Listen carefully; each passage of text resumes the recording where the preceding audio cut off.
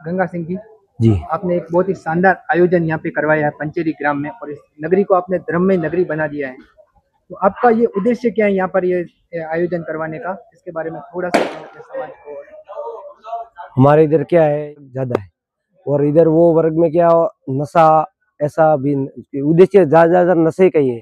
इधर अफीम वगैरह ज्यादा चलता है, तो उस हिसाब से कुछ लोगों को भजन का मार्ग छोड़े, भगवान का नाम लेवे और नशा मुक्ति करे तो सबका कल्याण रहेगा और ठीक रहेगा। नशा एक नाश करता है, नशे से किसी को फायदा नहीं होता है, इसलिए ये सब उद्देश्य वही है, मेन नशे का उद्देश्य है। और भाई भाई के प्रति झगड़े होते हैं वो बंद हो जाए। घर में कुछ लेडीज झगड़े करती है तो अपना अपन कहते हैं तो कोई नहीं सुनता है, वो बड़े गुरुजी सुनाएंगे तो सबके मगज में बैठेगा और वो सबका ठीक होगा। श्रीमान जी, मैं आपसे एक और सवाल करना चाहता हूँ। जैसे कि आपका जो बैकग्राउंड है वो एक किसान परिवार से आप आते हैं और आपका मतलब यहाँ पे खूब सारी ज़मीनें भी, खेती की भूमि भी है। मैं आपसे कहना चाहता हूँ कि अपने यहाँ पे 2 दिन पहले एक जो बीजेपी जिलाध्यक्ष आए थे, पूर्व जिलाध्यक्ष सरवण सिंह जी, उन्होंने आपसे निवेदन किया था कि आप लोग जो किसान हैं, वो अपने जो खेतों के अंदर यूरिया खाद का उपयोग ना करें। तो आप इस माध्यम से अपने जो आपके ग्रामवासी और आपके जो मित्रगण हैं, उनको क्या संदेश देना चाहेंगे? भाई साहब, कि श्रवण सिंह जी तो 2 दिन पहले आए थे। मैंने 3 साल हो गई। मैं हमारे इधर गौशाला है, गौशाला से मेरे खेत में से मैंने स्टार्ट किया था कि भाई गौशाला से खातर ला के पूरा इधर डालो और यूरिया खातर नहीं यूज करना है। और बहुत लोगों को मैंने भी आग्रह करके बंद करवाया है। और हमारे गांव में पहले 1000 रुपये की टोली खातर डालते थे, वही टोली आज 3000 रुपये पोसाई भाव। गौशाले का खातर महंगा जाएगा तो गौशाले में पैसा आएगा।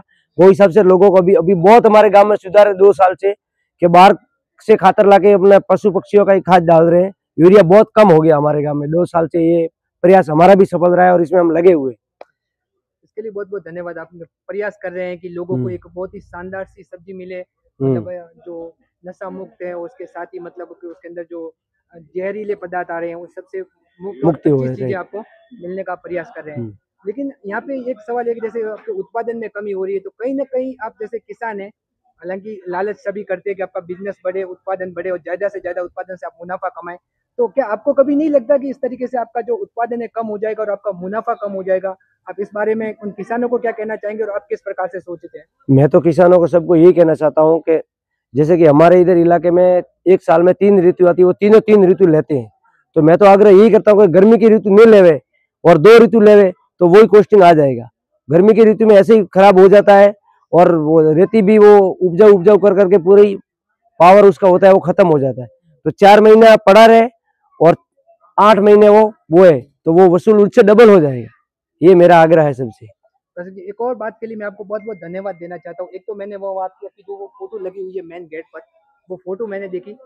तो वो हमारे राजस्थान की संस्कृति की याद दिलाती है हमें, क्योंकि आपके जो दोनों जो भी आप मतलब आपके पिताजी उनकी जो पुत्रवधू खड़ी है, अपने घूंघट में खड़ी है, यहाँ से एक आपके लिए मतलब एक बहुत ही बढ़िया संदेश आप दे रहे हैं लोगों को कि एक राजस्थान की संस्कृति क्या होती है, हमारे मारवाड़ में मान-सम्मान क्या होता है। एक बहुत ही शानदार सी संस्कृति, इसके लिए मैं आपको धन्यवाद देता हूँ। और दूसरा, मैं जब ये स्टेज को देखता हूँ, मैं दिल से देखता हूँ, किसी चीज़ को दर्शन की तरीके से देखता हूँ।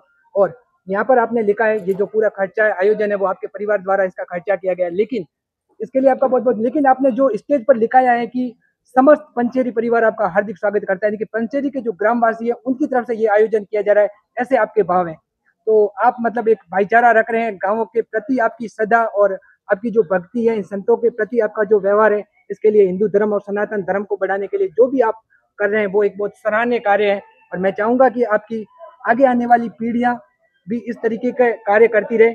और ग्रामवासियों से भी निवेदन करता रहूंगा कि जिस तरीके से आपने ये कार्य किया है, जिस तरीके से आप मारवाड़ की संस्कृति को दिखा रहे हैं, राजस्थान की संस्कृति को दिखा रहे हैं, अपने गांव वासियों का एकता मिलन को आप दिखा रहे हैं, उसी प्रकार के कार्य आप आगे भी हमारे जो ग्रामवासी है वो इसी तरीके से करते रहे। खूब खूब धन्यवाद आपका।